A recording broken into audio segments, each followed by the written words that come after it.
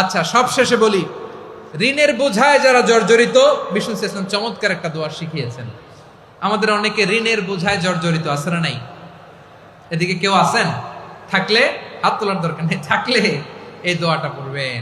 এক সাহাবীর নাম আবু উমামা, নামাজের ওয়াক্ত ছাড়া উনি মসজিদে যেয়ে বসে আছে। বিশ্বনবী বললেন, কিরে আবু উমামা, নামাজের তো ওয়াক্ত হয় নাই, মসজিদে কি?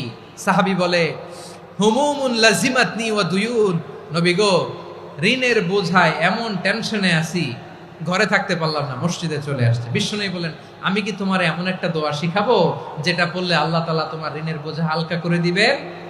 আবু উমামা বললেন, ইয়া রাসূলুল্লাহ, অবশ্যই শিখাবেন। বিশ্বনবী বললেন, তাহলে তুমি পড়বা, আল্লাহুম্মা ইন্নী আউযু বিকা মিনাল হাম্মি ওয়াল হাযান ওয়া আউযু বিকা মিনাল জুবনি ওয়াল বুখল ওয়া আউযু বিকা মিন গালাবাতিদ দাইনি ওয়া কাহরির রিজাল।